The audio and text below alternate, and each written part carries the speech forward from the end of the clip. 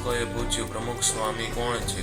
ત્યારે સ્વામી બાપાએ આપેલો 3 વાક્યનો જવાબ. પૂજ્ય આત્મતૃપ્ત સ્વામીનું પ્રેરક પ્રવચન. 2002ની સાલમાં સ્વામીશ્રી નડિયાદમાં હતા અને એ વખતે બાપા પાસે ગઝલ રજૂ કરી. એવો કોઈએ પ્રમુખ સ્વામી શું છે? અને એના જવાબની અંદર સ્વામીશ્રી 3 વાક્ય બોલ્યા હતા કે પ્રમુખ સ્વામી સાધુ છે, ભગવાન સ્વામિનારાયણના ભક્ત છે અને જોગી મહારાજના શિષ્ય છે. આ 3 વાત એ સ્વામી એ વખતે બોલેલા. એમાં પહેલું વાક્ય હજી આપણે સમજવા માટેની કોશિશ કરીએ છીએ. પ્રમુખ સ્વામી સાધુ છે. કેવા સાધુ છે? તો અજોડ સાધુ છે. ગુણાતીતાનંદ સ્વામીના કપાળમાં તિલક કરીને મહારાજ એવું બોલેલા, આ જેવા કોઈ સાધુ નથી ને હું જેવો કોઈ ભગવાન નથી. એવા સાધુ સ્વામીશ્રી છે, અજોડ. એ આપણે એમના જીવન દ્વારા સમજતા હતા. બીજું આપણને અંદર દેખાય છે ઇન્દ્રિય નિગ્રહથી સાધુતા છે. આ લોકના સુખની અંદર એમને પ્રીતિ નથી દેખાય છે. ત્રીજી વસ્તુ આપણને દેખાય છે એમને અજાત શત્રુતા. સ્વામીશ્રીને મન કોઈ જ દુશ્મન નથી અને ગમે તેટલો સ્વામીશ્રીનો દ્રોહ કર્યો હોય. વર્ષો પહેલા સ્વામીશ્રી જયારે જેતપુર મંદિરમાં દર્શન કરવા માટે ગયા હતા ત્યારે બહુ કડક શબ્દોમાં, ખરાબ શબ્દોમાં અપમાન કરીને સ્વામીશ્રીને ત્યાંથી કાઢી મૂકવામાં આવ્યા હતા અને સ્વામીશ્રી માટે જેતપુર મંદિરના દરવાજા બંધ કરી દેવામાં આવ્યા હતા. આટલું હળહળતું અપમાન સ્વામીશ્રીનું કરવામાં આવ્યું હતું.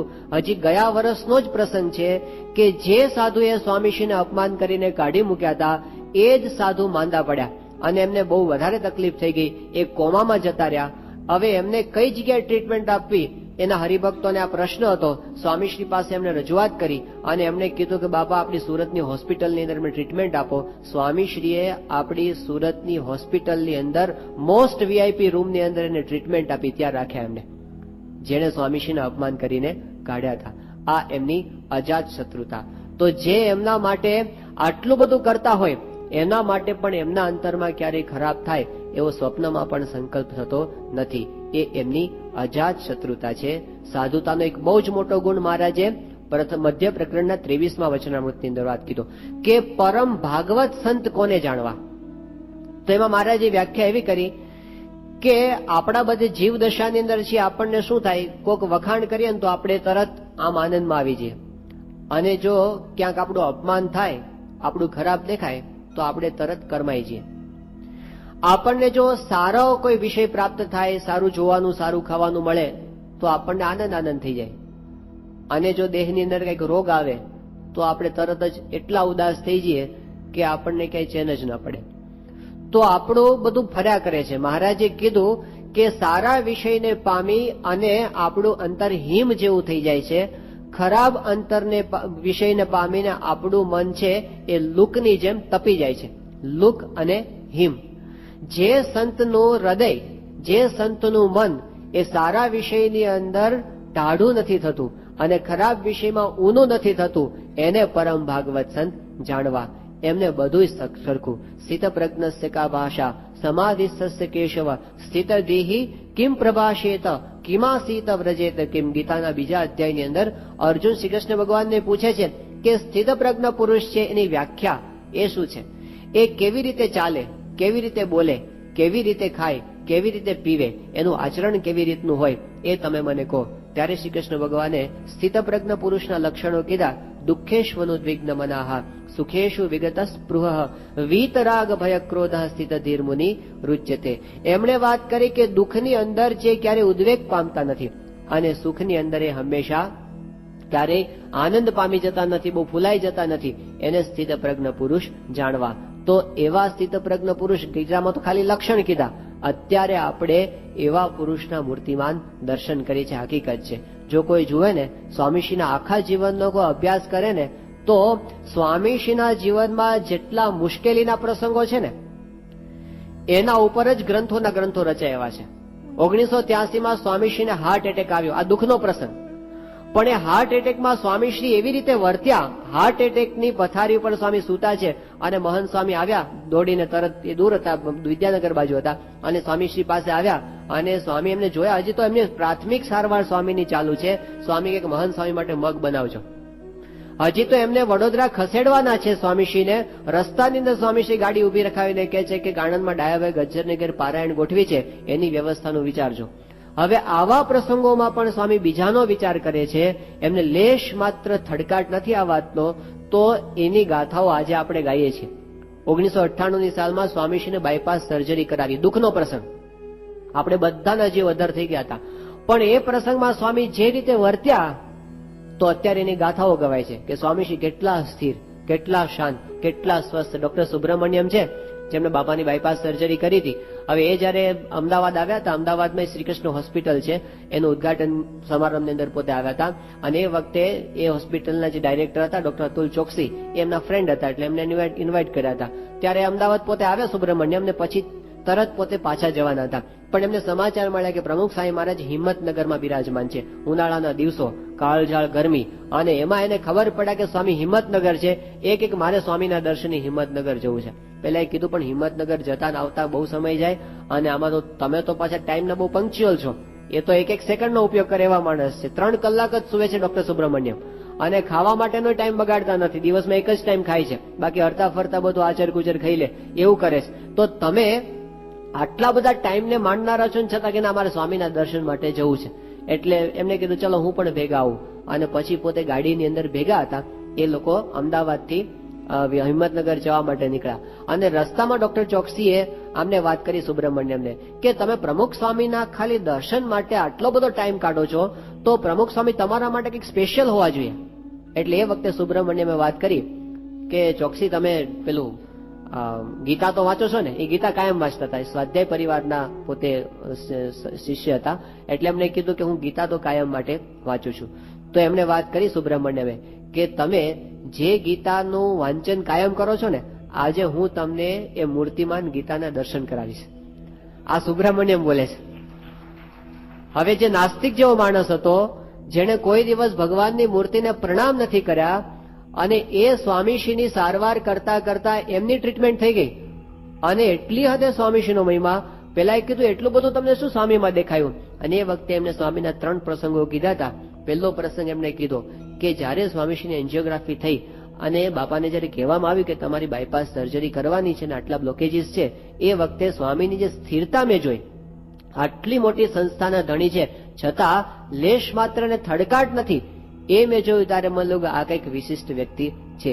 બીજી વાત એમણે કરી કે સ્વામીશ્રીને જયારે પેલો સર્જરી થતી હતી અને એ વખતે સ્વામીશ્રીના શરીરને મારા હાથનો સ્પર્શ થઈ જાય તો મને એમાંથી હૂંફનો અનુભવ થતો હતો, એમાંથી મને દિવ્યતાનો અનુભવ થયો.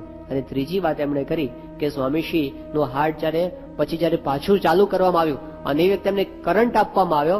નોર્મલી એવું થતું હોય છે કે હાર્ટબીટને નોર્મલ થતા વાર લાગે, પણ સ્વામીશ્રીનું હાર્ટબીટ પહેલા જ બીટથી એકદમ રેગ્યુલર. એટલે મને લાગ્યું કે સ્વામીશ્રી કેટલા શાંત છે, કેટલા સ્થિર છે, તો જ આ રીતે બની શકે. એટલે મને લાગ્યું કે આ પુરુષ છે સામાન્ય નથી, એક અલૌકિક વ્યક્તિત્વ છે. આવો સુબ્રમણ્યમનો અનુભવ થયો. અને આપણે બધાએ દર્શન કર્યા કે જયારે ફૂલદોલ ઉત્સવમાં આવ્યા હતા 99ની સાલમાં, પહેલી વખત ભારત આવી રીતે ફૂલદોલ ઉત્સવમાં આવ્યા હતા અને સ્ટેજ ઉપર હજારો હરિભક્તોની હાજરીમાં એને સાષ્ટાંગ દંડવત પ્રણામ સ્વામીશ્રીના ચરણોમાં, જેને કોઈને માથું નમાયું નથી જિંદગીમાં, એ સ્વામીને નમાવતા થઈ ગયા. તો બાયપાસ સર્જરી જે દુઃખનો પ્રસંગ છે, પણ એમાં સ્વામીશ્રી વર્ત્યા એવી રીતે એની ગાથાઓ આજે ગવાય છે. વર્ષો પહેલાનો પ્રસંગ છે, 1977-78ની સાલનો. સ્વામીશ્રી પોતે ગરડાની અંદર બિરાજમાન હતા અને મૂળ તો જૂના મંદિરે સ્વામી દર્શન બહારથી આવ્યા ને સીધા જૂના મંદિર લક્ષ્મીવાડીએ દર્શન કરવા માટે ગયા હતા. પછી આપણા મંદિર આવવાના હતા. હવે એ વખતે એ દરમિયાન એક એવો પ્રસંગ બની ગયો હતો સંપ્રદાયની અંદર કે જૂના સંપ્રદાયની અંદર મણિભાઈ નામના એક વ્યક્તિનું ખૂન થયું હતું.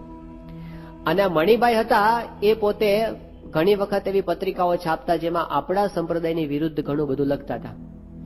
એ મણિભાઈનું ખૂન કોઈક રીતે અંદરો અંદરના કાવા દેવામાં થયો હશે અને એને લીધે એક એવું ષડયંત્ર રચાયું કે આ મણિભાઈના ખૂન કેસનો આરોપ પ્રમુખ સાહેબ પર નાખો.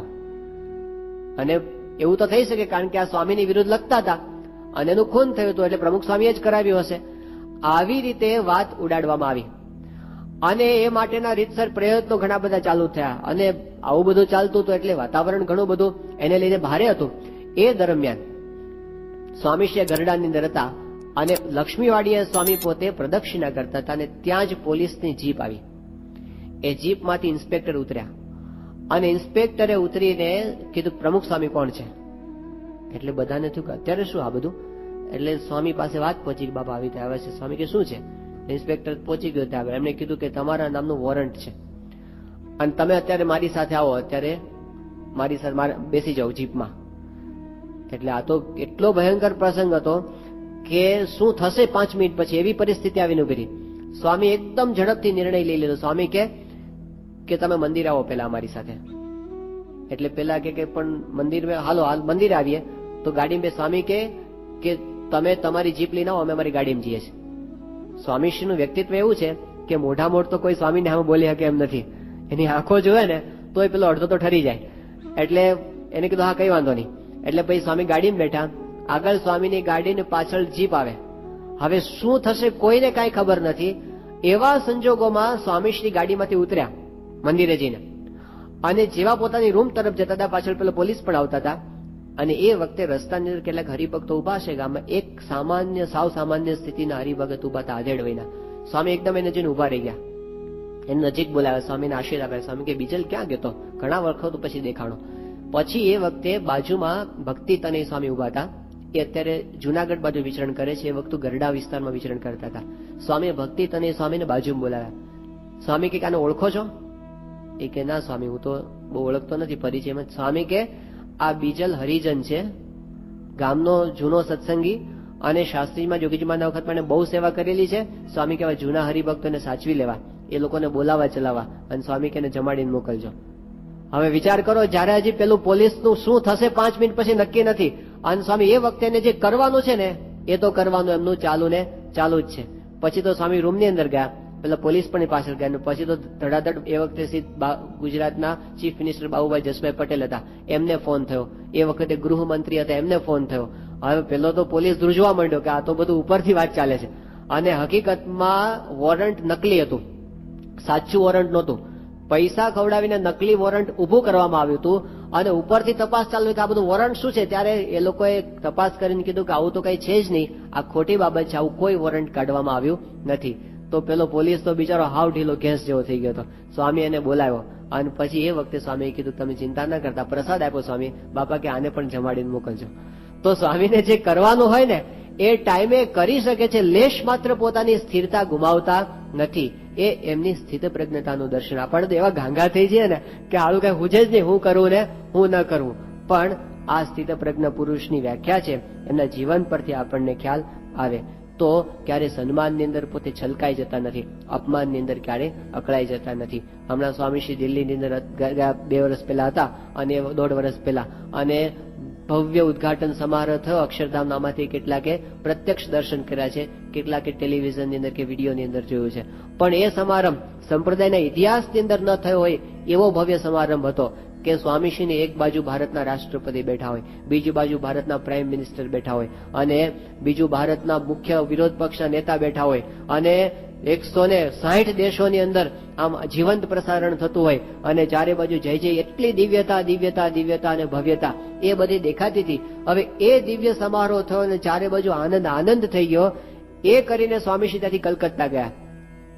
અને એ દરમિયાન સ્વામીશ્રી પોતે એક દિવસ કલકત્તાની અંદર, થોડા દિવસ પછીનો જ પ્રસંગ છે, અને એક પત્ર વાંચતા હતા. નવસારી બાજુના એક કાકાનો કાગળ હતો, અને સ્વામીએ કાગળ પેલા ધર્મચરણ સ્વામીએ વાંચવા કોશિશ કરી, બરાબર સમજાણું નહીં. પછી સ્વામીએ વાંચવા કોશિશ કરી, બહુ ઉકેલવા પ્રયત્ન કર્યો, પણ એવું ગડબડ વાળું લખ્યું હતું ને કે શું લખ્યું છે સ્વામી કઈ સમજી શક્યા નહીં. એટલે સ્વામીએ કાગળ લખ્યો, મોકલ્યો. એ કાગળ સ્વામી ધર્મચરણ સ્વામીને આપ્યો. સ્વામી કે આ કાગળ નવસારી પાછો મોકલો, અને સંતો ઉપર મોકલો, અને શોધી કાઢો કે આ કોણ હરિભક્ત છે. એ હરિભક્તને સંતો રૂબરૂ મળી લે, અને એનો શું પ્રશ્ન છે એ જાણી, અને પછી પ્રશ્ન મને લખીને પછી એને જવાબ લખું. એક ગામડાનો સામાન્ય હરિભક્ત. અક્ષરધામનું ઉદ્ઘાટન થયા પછીના ગણતરીના દિવસો પછી નવસારી વિસ્તારના ગામડાના સામાન્ય હરિભક્તના ગડબડવાળા અક્ષરથી પ્રશ્ન ન ઉકેલી શક્યા તો સ્વામી કે આપણે ઉકેલવો છે. કેટલી પ્રામાણિકતા છે, કેટલી સ્વસ્થતા છે. બાકી તો મહારાજે વચનામૃતમાં કીધું કે જયારે 50 માણસ માને ત્યારે એ માણસનું અંતઃકરણ જુદા પ્રકારનું હોય.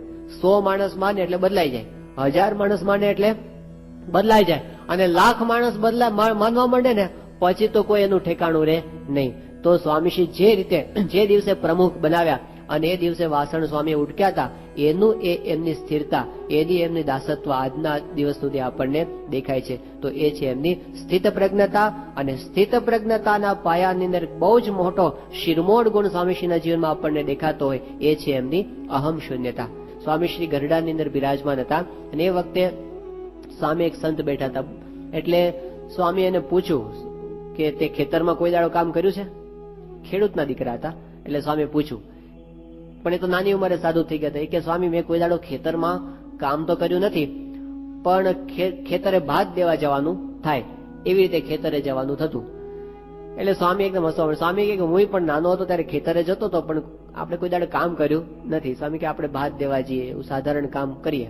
પછી સ્વામી એક વાત બોલ્યા. સ્વામી કે તુંય ઢોરા ચારતો આવ્યો છું, હું ઢોરા ચારતો આવ્યો છું.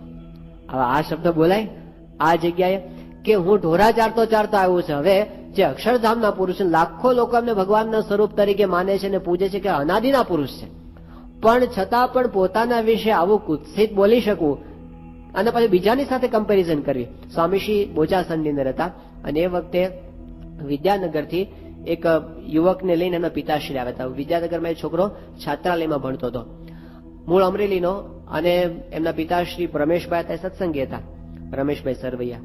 આ છોકરાનું નામ હતું શશિકાંત. એટલે એ દીકરાને લઈને આવ્યો સ્વામી પાસે અને કીધું કે બાપા અમારો છોકરો છે 11મા ધોરણમાં વિદ્યાનગર છાત્રાલયમાં એને ભણવા માટે મૂક્યો છે, પણ એને છે ને ઘર બહુ યાદ આવે છે અને બહુ રડ્યા કરે છે આખો દિવસ, અને કે મારે ત્યાં ભણવું નથી એવું કીધા કરે છે. આવું થતું હોય છે જયારે પહેલી વખત ઘરથી બહાર છૂટા પડીને જવાનું થાય એટલે બધું યાદ આવતો હોય. સ્વામી પાસે એની ફરિયાદ કરી એમને કે બાપા આવું થાય છે. સ્વામીએ છોકરાને સમજાવવા માંડ્યા શશિકાંતને. સ્વામી કે જો આપણે શરૂઆતમાં કોઈ દાડો ઘરેથી બહાર ન નીકળ્યા હોય ને અને પહેલી વખત બહાર નીકળવાનું થાય ને એટલે શરૂઆતમાં એવું થાય, પછી સ્વામી કે ધીમે ધીમે કોઠે પડી જશે. પછી સ્વામી કે હું જયારે નવો સાધુ થયો ને ત્યારે પેલા થોડા ગમતું નહોતું, એને હોમ વીકનેસ કહેવાય. શું સમજો? સ્વામી હોમ સિકનેસ કહેવા માંગતા હતા, પણ સ્વામી કે એને હોમ વીકનેસ કહેવાય. એટલે શરૂઆતમાં થોડો સમય યાદ આવે, પછી છે ને સ્વામી કે ભૂલાઈ જશે બધું, મને ભૂલાઈ ગયું, તને ભૂલાઈ જશે. હવે આવું કેવું? સ્વામીશ્રી આટલા મોટા ધર્મગુરુ, 11મા ભણનારો છોકરો, અને એને એવું કહેવાય કે હું પણ સાધુ થયો ત્યારે મને શરૂઆતમાં ઘર યાદ આવતું હતું. આવું કે કેવું લાગે? કેટલી હદ સુધી સ્વામી નીચે આવે છે પોતાની કક્ષાએથી. તો એ સમજાવે છે લેશ માત્ર એમને પોતાની સ્થિતિનો અહંકાર નથી કે પોતે કઈ જગ્યાએ બેઠા છે. સ્વામીશ્રી 1982ની સાલમાં ત્યાં લંડન પધાર્યા હતા અને એ વખતે પહેલી વખત એવું થતું હતું કે એરપોર્ટ પર છેક સ્વામીશ્રીના પ્લેન સુધી રોલ્સ રોય ગાડી આવી હતી, છેક સુધી. એટલે લગભગ કોઈ જ ભારતીયને ન મળ્યું હોય એટલું ઉચ્ચ કક્ષાનું સન્માન સ્વામીશ્રીને વખતે મળતું હતું. વ્યવસ્થા સારી કરી છે હરિભક્તોએ. ગાડી બાપાના પ્લેન સુધી આવી. 12 હરિભક્તો બધા બેન્ડ વાજા લઈને તૈયાર ઉભા હતા, સ્વાગત ને બધું હારતોરા ને બધું કરવા માટે. અને આ બાજુ બાપા પોતે ઉતર્યા ને ગાડી આપણે હરિભક્ત જ ચલાવતા હતા. એમની ગાડીમાં બાપા આગળની સીટ ઉપર બેઠા, પાછળની સીટ ઉપર 2 સેવક સંતો બેઠા અને સીએમ કાકા બેઠા. હવે ગાડી ત્યાંથી અકારીને બહાર લાવવાની હતી એરપોર્ટમાંથી, પણ જે પેલા ગાડી ચલાવનાર હરિભક્ત હતા ને એ થોડા અવઢવમાં પડ્યા હતા.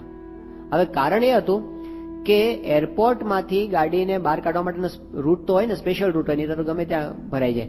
એ રૂટનો એક ગાઈડ હતો, એ ગાઈડ યુરોપિયન હતો, એ બહાર ઉભો હતો, ગાડીની બહાર સામે જ ઉભો હતો, પણ એને ગાડીમાં બેસાડવાનો હતો.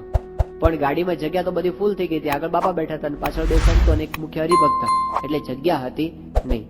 એટલે પેલા હરિભક્ત અવઢવમાં હતા. અવઢવ કે લાંબી નહોતી, 2-4 સેકન્ડની જ હતી, પણ સ્વામીશ્રી એટલા શાર્પ છે ને, આમ નજર કરીને ખબર પડી જાય. એટલે સ્વામી પેલા હરિભક્ત સામું જોયું અને એની આંખો પેલા સામું હતી, એ સામે જોયું. સ્વામી એટલું સમજી ગયા કે આ ભાઈના ગાડી બેહાડવાના છે. કોઈને પણ કીધા વગર સ્વામી તરત પોતાનો દરવાજો ખોલ નાખ્યો. આગળનો દરવાજો હતો ને એ ખોલ નાખ્યો. પેલો જે ધોળિયો હતો ને સ્વામી બોલાવ્યો આમ નજીક, એનો હાથ પકડી અને સ્વામી અંદર ખેંચ્યો અને પોતાની સીટ ઉપર સ્વામીએ યુરોપિયનને બેસાડી દીધો. અને સ્વામી જેમનું સ્વાગત બહાર થતું હતું, જેના માટે વાજા વાગતા હતા, જેના માટે હારતોરા થતા હતા, જેમની જય બોલાતી હતી, એ સ્વામી પોતે 2 સીટ વચ્ચેને ગિયર બોક્સ પર બેસી ગયા અને ગાડી બહાર આવી. હવે સ્વામી સહેજ ધીરજ રાખ્યો તો પાછળ બેહાડી દેવાય અથવા તો કોઈ બીજું ખાસી જાતને બેહાડી દેવાય, પણ એ એટલા સહજપણે નિર્માની ભાવે વર્તીને એમાં અમને કાંઈ અજુગતું લાગતું નથી, આવું ન કરવું જોઈએ એવું લાગતું નથી. અને ફટ દઈને બીજાને ખબર પડે પેલા સ્વામીને ખબર પડી જાય છે અને કટ દઈને પોતે વળી અને નિર્માનીપણે વર્તી શકે છે. આ એમની અહમ શૂન્યતા છે. તો જેમને સન્માનની અંદર મારું સન્માન થાય છે એવો ભાવ નથી, એ યોગી બાપાને એ પ્રમુખ સાહેબ. યોગી બાપાને આપણે જાણીએ છીએ કે જયારે આમ યોગી બાપાનું સન્માન થતું હોય અને લોકો તાળીઓ પાડે, યોગી બાપાએ તાળીઓ પાડતા, એમને ખબર જ નહોતી કે મારું સન્માન થાય છે. એટલી સાહજિકતાથી વર્તા આપણને દેખાય છે, એની અંદર હું ભાવ આપણને દેખાતો નથી. તો જે સ્વામી પાસે આવે એ બધાને આ વસ્તુનો અનુભવ થાય. એ પોતાના ગુણોને ઢાંકીને વર્તે છે. સાધારણ રીતે કેવું હોય છે કે આપણી અંદર કઈ વિશેષતા હોય, આપણી અંદર કઈ ગુણો હોય તો બધા જાણે તો આપણે રાજી થઈએ, અથવા તો આપણે એવો પ્રયત્ન કરીએ કે લોકોને આ વાતની ખબર પડે. પણ સ્વામીનું બિલકુલ ઊંધું દેખાય છે. એ પોતાની જેટલી વિશેષતાઓ છે, ગુણો છે, ઐશ્વર્ય છે, સામર્થ્ય છે, સતત ઢાંકીને વર્તે છે. 85ની સાલમાં સ્વામી ત્યાં લંડનમાં હતા અને બાપાની સુવર્ણતુલા થઈ હતી અને એ વખતે જબરજસ્ત ઐશ્વર્ય સ્વામીએ બતાવ્યું હતું કે હરિભક્તોએ વાત કરી કે બાપા આખા લંડન ઉપર ધોધમાર વરસાદની આગાહી છે અને આટલું બધું આમ આ વરસાદ જામ્યો છે અને એમાં આપણે તો સ્ટેડિયમની અંદર ઉત્સવ રાખ્યો છે, તો આપણો તો આખો ઉત્સવ ફેલ જશે. સ્વામીએ કીધું કે મહારાજને પ્રાર્થના કરીએ છીએ કંઈ થશે નહીં.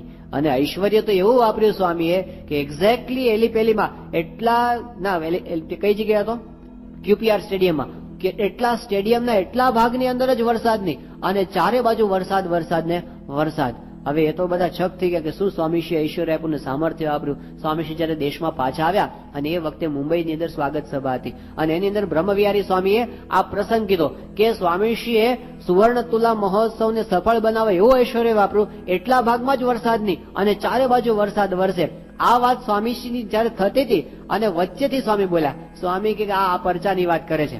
સભામાં સ્વામી કે આ પરચાની વાત કરે છે, પણ એને એ ખબર નથી કે અહીં ભારતમાં વરસાદ નહોતો થતો અને આપણે કેટલી બધી પ્રાર્થનાઓ કરી લંડનની અંદર બેઠા બેઠા તોય વરસાદ પડ્યો નહીં. સ્વામી કે એ પરચાની વાત તો કરતા નથી. હવે ઊંધું કરી નાખ્યું. હાવ સ્વામી, લોકોને હજી તો અહોભાવ થાય ત્યાં તો સ્વામી એના ઉપર છેકો મારી દીધો કે આપણે તો આટલું બધું કરીએ, આપણું ગધાર્યું ક્યાં કઈ થાય છે, નહીતર એ દેશમાં વરસાદ આપણે ન વરસાવી દે તો લોકોને. બાકી કેવું હોય છે, ચેલાન તૈયાર કરતા કે આપણે કેજો પરચા એકાદ બે તો લોકોને મહિમા સમજાય.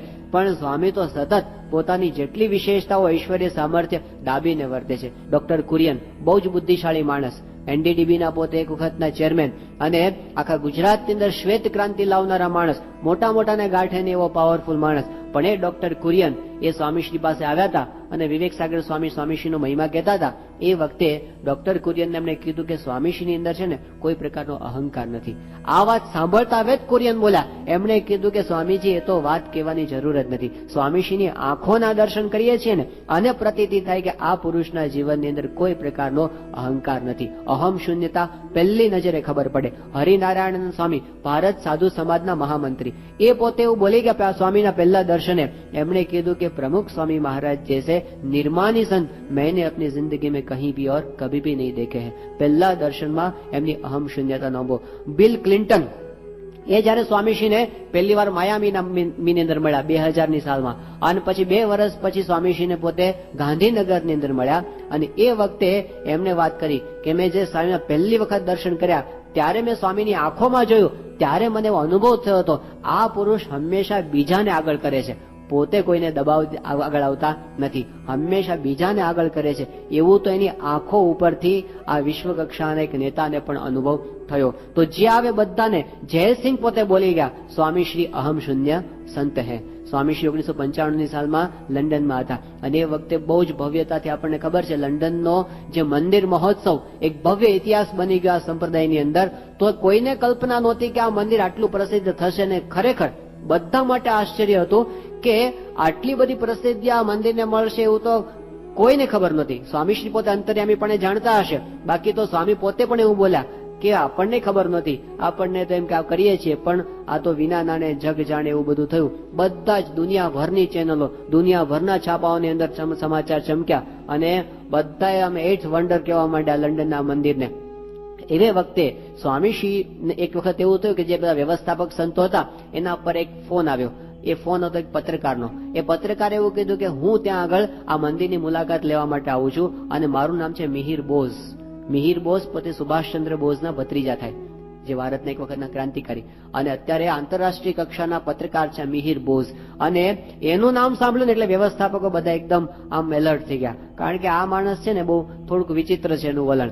કારણ કે બધા ધર્મગુરુઓને મળી અને પછી શું કરે કે એનું બધું આમ નેગેટિવ છાપવું અને એને આમ હાઇલાઇટ કરવું, એમાં લોકોને આનંદ આવતો હોય છે. અને આવું કંઈક બતાવવું હોય તો પત્રકારો તો જે લખવું હોય એ લખી શકે, કોણ પછી સાચા ખોટાની તપાસ કરવા માટે જાય? એટલે એવો આ માથાભારે માણસ છે. આગા ખાનની ઊંઘ એને હરામ કરી નાખી હતી. આ મિહિર બોઝે કીધું હું આવું છું. એટલે સંતોએ પૂછ્યું તમે ક્યારે આવો છો?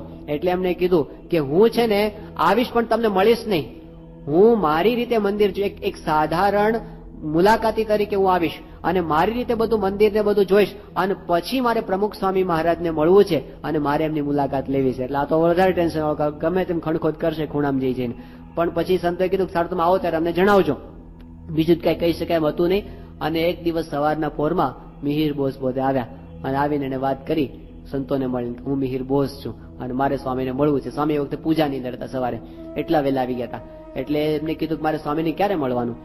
તો સંતોએ કીધું કે આપણે પૂછી લઈએ સ્વામીશ્રીની ક્યારે અનુકૂળતા છે. હવે આ વ્યક્તિના મનમાં એવી છાપ હતી કે આ તો આંતરરાષ્ટ્રીય કક્ષાના સંત છે, લાખો માણસો દેશ પરદેશમાં એને માને છે. આટલા બધા મંદિરો જે પુરુષે કર્યા છે એ એટલા પ્રભાવશાળી પુરુષ છે, તો એના તો કેટલા બધા પ્રોટોકોલ હોય એવું એના મનમાં છાપ હતી. એનો કેટલો બધો ભપકો હોય, કેવા ઠાઠમાઠ હોય. આવી બધી છાપ લઈને એ ભાઈ પોતે પત્રકાર આવ્યા હતા અને એમણે વાત કરી કે મારે સ્વામીને મળવું છે.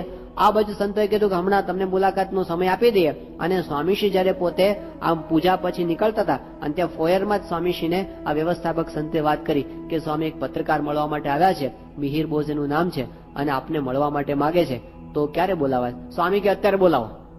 પેલાને તો કલ્પના જ નહોતી કે અત્યારે ને અત્યારે આટલી સહજતાથી હું આ પુરુષ પાસે પહોંચી શકીશ. સીધા સ્વામી પાસે લઈ આવ્યા. હવે પેલો મેન્ટલી પ્રિપેર્ડ નહોતો, આટલું જલ્દી સ્વામી પાસે લઈ આવ્યા, શું પૂછવું?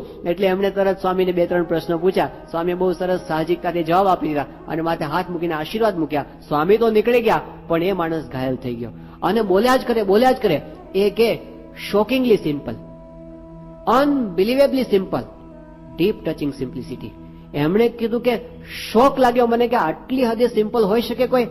અનબિલિવેબલી, હું માની શકતો નથી કે આટલી હદ સુધી કોઈ વ્યક્તિ સરળ હોઈ શકે.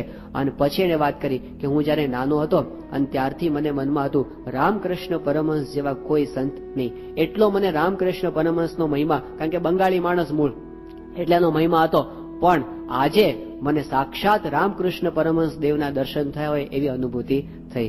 આ બહારનો માણસ પહેલા દર્શને સ્વામીની અહમ શૂન્યતાથી ઘાયલ થઈ જાય છે તો એ ભગવાનનો ગુણ છે. તો સત્પુરુષની અંદર એમની જે સાધુતાનો એક મોટો ગુણ છે એ છે એમની અંદર લેશ માત્ર માન નથી અને એટલે એ બધાને માન પાછા પોતે આપી શકે છે.